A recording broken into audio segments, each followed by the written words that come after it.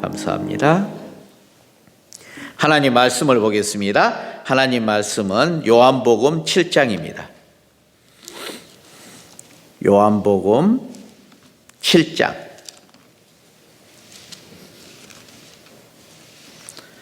37절에서 44절 말씀입니다. 요한복음 7장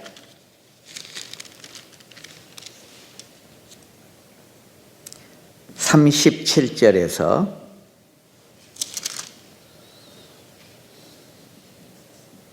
44절 말씀입니다. 교독합니다. 제가 먼저 읽겠습니다. 37절입니다. 명절 끝날 곧 큰 날에 예수께서 서서 외쳐 이르시되 누구든지 목마르거든 내게로 와서 마시라.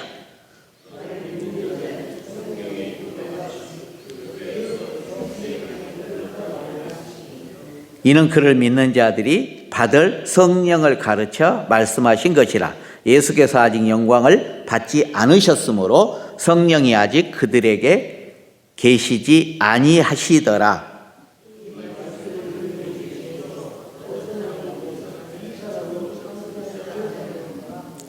어떤 사람은 그리스도라며 어떤 이들은 그리스도가 어찌 갈릴리에서 나오겠느냐.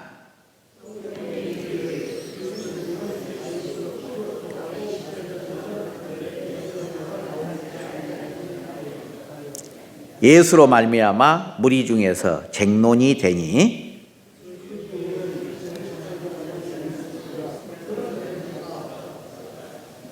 아멘. 예수님의 놀라운 약속, 예수님의 놀라운 약속이라고 하는 제목의 말씀을 통해서 은혜의 시간이 되시기를 예수 이름으로 축원해 드립니다.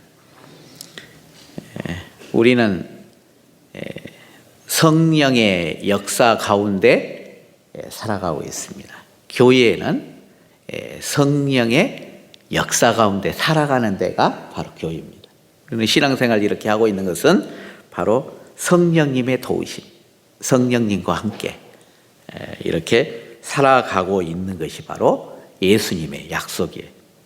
내가 너희들에게 성령을 보내주겠다. 그러시고 이제 그런 가운데 예수님의 약속이 이행돼 가는 거예요. 그 배경을 보면은 유대인들에게는 3대 절기가 있고 7대 절기가 있습니다. 3대 절기에는 모든 유대인의 남자는 다 성전으로 올라갈지어다. 우리가 잘 아는 것처럼 유월절, 오순절, 초막절 이것을 3대 절기라고 하고 여기에 무교절, 초실절, 나팔절, 속죄절 4개를 더해서 7대 절기라 합니다. 유대력으로 보면 대부분 1월 달에가 있죠. 3월 달에 하나, 1월 달에 3개, 나머지는 7월 달에 3개. 그래서 1월 달 3개, 7월 달 3개, 그리고 3월 달에 하나. 이렇게 해서 7개 절기입니다. 물론 유월절과 무교절과 초실절은 1월 달에 있고 오술절은 바로 3월에 있고 나팔절, 초막절, 속죄절 이것은 유대력으로 7월 달에 있는 절기입니다. 그런데 이제 오늘 그 배경은 바로 초막절 마지막 날 이루어지는 그때에 바로 예수님이 그 배경을 통해서 말씀하신 거예요, 지금. 그래서 하나님은 광야에서도 바로 40년간 이스라엘 백성들을 이끄시는 장면. 그래서 하나님이 백성들을 먹이셨다. 특별히 목마른 그런 메마르고 목마른 상황에서도 하나님은 만나를 먹이시고 메추라기를 먹이시고 생수를 내어 마시게 하였으며 때로는 구름 기둥과 불 기둥을 통해서 지키셨다. 백성들을 지켜주셨다. 그리고 오늘 지금 말씀은 뭐냐면 내가 목마른 자에게 생수를 내어서 주겠다는 거예요. 그리고 내가 주는 그 생수를 마신 자에게는 영원토록 목마르지 않게 해주겠다. 이게 약속이에요. 놀라우신 하나님의 약속. 그걸 다르게 해석을 하면은 누구든지 목마른 자는 내게로 와서 마시라. 자신을 믿는 사람은 다시는 목마르지 않게 해주겠다. 이게 약속이에요. 약속. 예수님의 약속을 보면 우리는 목마름을 내가 깨달아야 해요. 내가 목마르구나. 어린아이들 신앙을 보면 그러잖아요. 엄마가 없으면 어떻게 할 줄을 몰라요. 그런데 엄마가 오면 모든 게 해결돼요. 100% 의지하고 100% 믿는다는 거예요. 그래, 어린아이와 같은 신앙을 가져라. 그 말은 100% 하나님을 의지해라 그 말이에요. 거꾸로 말하자면 그런 믿음을 가져라. 그런데 내가 목마른 상태인지도 모른다. 그러면 생수의 필요성 또한 느끼지를 못한다는 거거든요. 내가 목마름을 인지하는 것은 뭘로 해야 되냐? 바로 말씀을 통해서.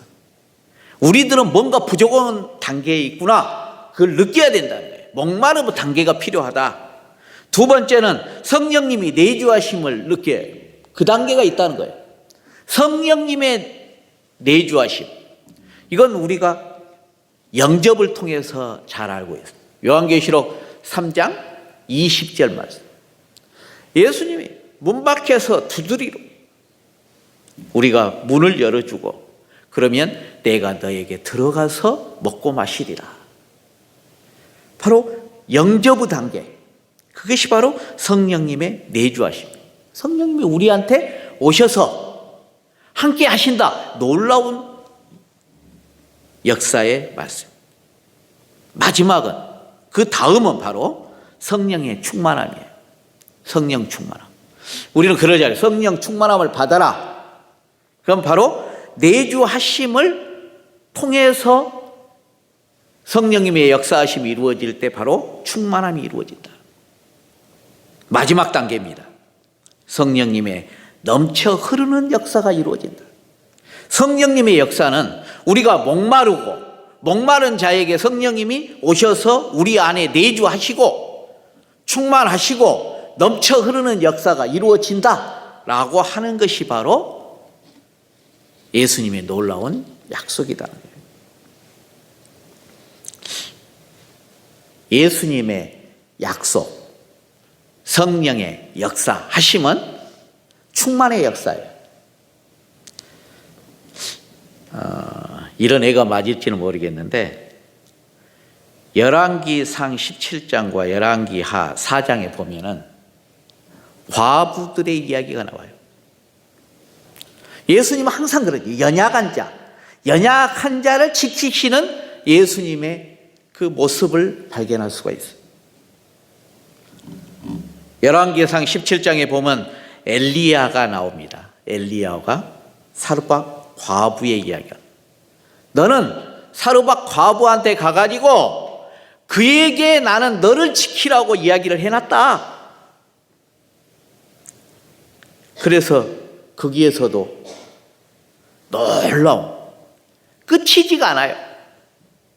필요함이 끝날 때까지 그치지를 않은 역사가 이루어진다는 거예요. 그런데 그 다음에 열왕기하 4장에 보면 엘리야의 제자죠. 엘리사도 똑같은 거의 비슷한 환경이 이루어져요. 아버지가 빚을 많이 두고 죽었어요. 그러니까 이제 과부가 된 거예요. 아들 둘이가 있어요. 그 빚을 재촉을 해요. 언제까지 갚지 않으면 내가 두 아들을 모두 종으로 내가 데려가겠다. 막 우는 거죠, 이제. 아들 둘을 뺏길 수밖에 없는 형편이 되었으니까. 그래서 엘리사를 찾아갑니다. 그러니까 전에 엘리야에서는 엘리야가 찾아가요. 하나님의 명령을 받고 너를 지켜주기 위해서 나는 그에게 너를 지킬 수 있도록 환경을 해놨다. 너는 그를 찾아가라. 그렇게 명령을 주셨는데 이번에는 그 과부가 아들 둘을 데리고 이들이 지금 종으로 지금 될 형편이 되었으니 엘리사 선생님 이들을 좀 막아주세요 라고 이야기했을 때 그럼 그 빚을 갚을 수 있는 길을 내가 만들어 주겠다. 네가 가지고 있는 것이 뭐 있느냐? 그랬더니 우리는 조금 기름이 있는 기름. 그러니까 옆에 가가지고 네가 빌을 수 있는 모든 빈병을 갖고 오도록 해라. 그러니까 빈병을 옆집에서 다 갖고 와요. 기름을 갖다가 받는데 빈병이 끝날 때까지 참 빈병이 그 많은 빈병이 끝날 때까지 기름이 마르지를 않은 거예요. 계속 나오고. 충만의 역사예요. 충만의 역사. 우리가 잘 알고 있는 오병이어의 역사도 마찬가지입니다. 50병씩 나눠가지고 버리떡 5병 버리떡 5개와 물고기 2마리 가지고 장병 5,000명을 먹이고도 12광주리가 남았다. 계속 기도하시고 이제 이 버리떡을 띄어서 놓고 나누어 주도록 하잖아요. 띄어주면 띄어준 대로 그 장정이 다 필요한 대로 계속 띄어지는 거예요. 멈추지를 않아. 다 배불리 먹고도 12광주리가 남았다라고 하는 성령의 역사하심. 바로 하나님의 역사하심은 바로 그런 충족함의 역사예요. 안 끝난다는 거야. 안 끝나. 언제 끝나느냐? 기름도 그 빈병이 다 마무리될 때까지 역사하심이 있었고 5병이요 5,000명이 아니라 하나님이 하셨다면은 5병이어의 역사는 거기 앉은 수가 충족이 먹고 넘치는 역사가 이루어진 것이 하나님의 역사라고 하는 거예요. 충족의 역사예요. 그래서 성령님은 바로 우리 안에 내주하시고 충만함을 나타내셨으며 충만함은 차는 역사거든요. 가득 차는 역사가 충만함이에요. 그런데 그 역사를 넘어서 가지고 넘쳐 흐르는 역사예요. 오늘은 지금 생수가 넘쳐 흐른다는 거예요. 지금 마지막 단계 넘쳐 흐른다. 성령님의 놀라운 역사하심을 지금 이야기하고 있는 내용입니다. 차고 넘치는 역사다. 그런데 우리는 이 세상 살다 보면은 꼭 내 마음대로 된 적은 없잖아요. 어려움이 부딪힐 때가 있어요. 그것을 장애물이라고 이야기해요. 그 장애물을 넘어서야 해요. 그때도 그랬어요. 생수의 근원이 예수님께 던져지는 흙과 잡동사니와 같은 그런 장애물들이 앞에 놓여 있었다. 갈릴리에서 그리스도가 날 수 있겠느냐? 너희도 그에게 미혹된 것이 아니냐? 이렇게 잡다한 어떤 하나님이 이루어가는 그 역사 가운데 장애물들이 있을 수가 있다는 거예요. 그러니까 내가 신앙생활을 하는데 어려움이 놓일 수가 있어요. 그럴 때 그것을 뚫고 넘어서지 않으면 안 돼요. 장애물은 넘어서야 해요. 그럴 때 바로 우리의 신앙이 제대로 이렇게 나가는데 어려움이 없는 거예요.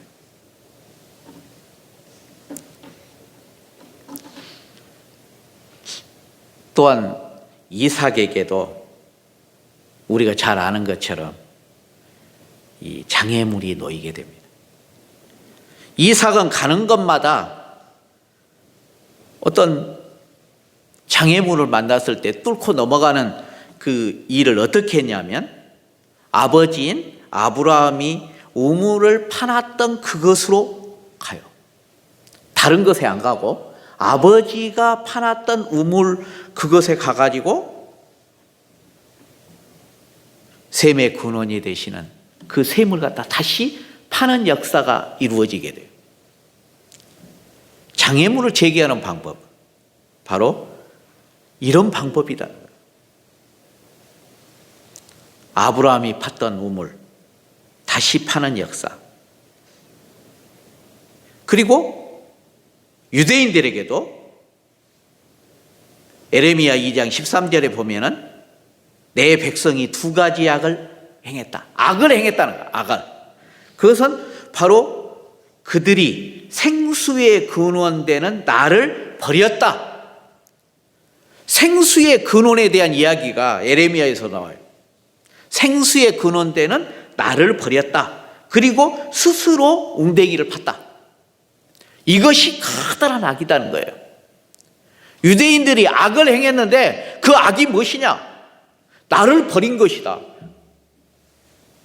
생수의 근원되는 나를 버린 것과 스스로 자기들이 판 것을 갖다가 두 가지 악이라고 이야기하고, 우리는 신앙생활을 할 때 내 혼자의 힘으로 이루어 가려고 한 자체가 어려워요. 어려움이 시작이에요. 어린애가 엄마를 갖다가 기다리며 엄마가 모든 것이라고 의지하고 믿는 것, 이것이 바로 어떻게 보면 신앙생활이에요. 구원이라고 하는 것을 이야기를 많이 합니다. 어떻게 보면은 신앙생활의 전체가 구원인지도 몰라요. 학자들에 따라서 여러 가지 이야기를 합니다. 구원이 무엇입니까? 라고 하면은 마지막 이야기를 하는 것이 맞아요. 구원은 9가지 단계가 있는데 그 단계에서 마지막 단계가 뭐냐면은 성화. 물론 하나님의 부르심에 응하는 단계도 있습니다만은 우리가 대부분 가는 것은 성화의 단계예요. 성화는 예수님처럼 되는 거예요. 우리가 예수님처럼 되는 거예요. 그런 단계를 거쳐가지고 우리가 최종적으로 되는 것은 뭐냐? 예수님처럼 되는 거예요. 그 안에는 우리가 잘 아는 예수님은 이 세상에 왜 오셨습니까도 관계가 되죠. 예수님은 놀라운 우리에게 큰 역사를 이루어 주셨죠. 그러면 예수님만 그러셨느냐? 삼위일체 되신 하나님이 모두 협력하여 이루신 것이 바로 구원의 역사예요. 전부라고 보면 돼요. 전부. 성부 하나님은 구원을 갖다가 기획하시고 계획하셨어요. 그분은. 그리고 성자 하나님은 이 세상에 오셔서 우리를 위하여, 모든 자를 위해서 피 흘림의 역사가 이루어져요. 그러니까 십자가에서 우리를 위하여 죽으셨어요. 피를 쏟으시고 모든 피를 쏟으시는 역사가, 그걸 통해서 우리는 무엇을 했느냐? 제사함의 역사가 이루어진 거예요. 율법에 보면 피가 아니면 제사함이 없느니라 그랬잖아요. 그걸 이루시기 위해서 십자가에서 우리를 위하여 피 흘림의 역사가 이루어진 거예요. 우리는 거룩하게 된 거예요. 제사함은 바로 십자가의 사랑으로부터 비롯된 거예요. 그 다음에 예수님은 바로 3일 만에 부활하셨다. 부활의 역사가 이루어진 거예요.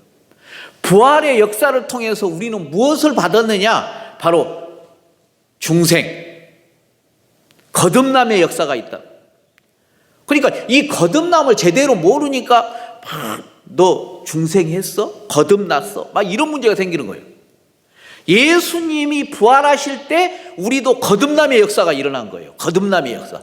거듭남의 역사는 뭐냐면은 쉽게 말하자면 부활과 거듭남의 차이가 잘 알아요. 예수님은 부활하셨어요. 질적인 변화가 없는 상태에서 새로 나신 것을 우리는 부활이라고 해요. 그런데 거듭남은 무엇이냐? 중생은 무엇이냐? 바로 질적 변화가 있었다는 거예요. 예를 들어서 애벌레가, 똑같지는 않아요. 애벌레가 나비가 되는 것은 바로 질적 변화가 이루어진 거예요. 그건 중생이에요. 거듭남이에요. 그러지만 나비가 나비 되는 거, 생명이 다시 죽음에서 생명으로 가는 것, 질적 변화가 하나도 없는 것을 부활이라고 해요. 우리도 부활의 첫 열매 되시는 예수님을 따라서 나중에 부활할 거예요. 그러나 예수님이 부활하심으로 우리는 새로운 질적 변화로 새 사람이 된 거예요. 그것이 바로 거듭남이다. 그래서 거듭남이 없이는 하나님 나라를 볼 수도 없고 하나님 나라를 들어갈 수도 없다. 요한복음 3장 3절, 요한복음 3장 5절에 그런 말씀을, 거듭나야 해요. 우리는 모두 거듭났어요. 그래서 내 마음속에 예수님이 다시 오셔서 내 마음속에 내주하시고, 그분이 목마를 때 우리에게 생수를 주신 거예요. 그리고 때로는 우리와 함께 하시면서 성령의 충만함을 주시고, 그 성령의 충만함도 넘어서 넘치는 역사를 우리에게 허락하신다는 거예요. 예수님은 그런 역사를 통해서 우리에게 지금도 우리의 주인 되어 주셨다는 거예요. 그리고 놀라운 것은 성령을 너에게 보내주리니. 성령은 무슨 역할을 했냐? 성령님이 오셔서 무슨 역할을 했냐? 이 앞에도 말했잖아요. 구원을 이루시는 그 과정에 관여하지 않으신 것이 아무것도 없어요. 삼위일체 되신 하나님, 성부 하나님은 구원을 기획하시고 계획하셨다면, 성자 하나님은 우리에게 직접적인 구원의 본체 되셔요. 그리고 성령님을 통해서 구원을 이루시는 분이에요. 이루셔. 나와 함께 하시고 오늘 또 나를 인도하시고 함께 하시며 구원을 이루어 간다는 거예요. 구원을 이루어 가는 과정 중에 우리는 예수님을 닮아가는 거예요. 하나님을 닮아가는 거예요. 마음속에 새 생명을 받았다라고 하는 것은 내가 예수님의 마음을 가진 거예요. 육적인 변화가 이루어지지 않은 거예요. 마음의 변화가 예수님의 마음을 내 마음속에 함께하는 것이 바로 질적 변화라. 우리는 변화되지 않으면, 외형이 변화되지 않았다고 모든 것이 변화되지 않았다, 아닙니다. 바로 예수님은 우리에게 무엇을 주셨냐면, 예수님이 부활하실 때 우리에게 참 생명을 주셔서 예수의 영을 주셨다는 거예요. 예수의 마음을 주신 거예요. 그 마음으로 우리가 변화되지 않았다. 외형이 똑같으니까 변화되지 않았다. 잘못 생각한 거예요. 잘못된 거예요. 우리는 새 생명을 가졌다는 것은 예수의 마음을 가지고 성령님의 도움 받고 구원을 이루어가는 거예요. 새 생명을 가지고 구원을 이루어가는 과정 중에 지금도 함께 하시는 성령님을 찬양합니다. 예수님이 바로 생수를 우리에게 통해 가지고 넘치는 역사가 이루어지는 것은 바로 성령을 통해서 우리에게 허락하신 하나님의 역사라고 하는 사실을 깨닫고, 오늘 또 주님이 원하는 방향을 우리가 살아드려야 돼요. 하나님은 우리에게 구원의 역사를 허락하셨어요. 다른 말로 하면은 영생을 허락하신 거예요. 영생을. 그런데 그 영생으로 가는 길에 제사함도 있고 바로 우리들에게 주시는 것이 바로 거듭남의 역사다. 그러니까 우리가 뭘 받아야 되냐면, 성령을 선물로 주리니 그렇게 이야기하기 전에 회개하라 그랬잖아요. 일전에도 내가 이야기했죠. 중요하니까 한 번만 더 이야기하면, 사도행전 2장 38절에 너희가 회개하여 세례를 받고 제사함을 받으라. 그리하면 성령의 선물을 받으리니. 즉 말해서 회개하고 세례 받고 제사함 받고 그 다음에 거듭남의 역사가 이루어져요. 그러면 성령이 나와 손을 잡고 구원의 역사를 이루어가는 거예요. 그럴 때 바로 나는 영생했다는 거예요. 영생했다.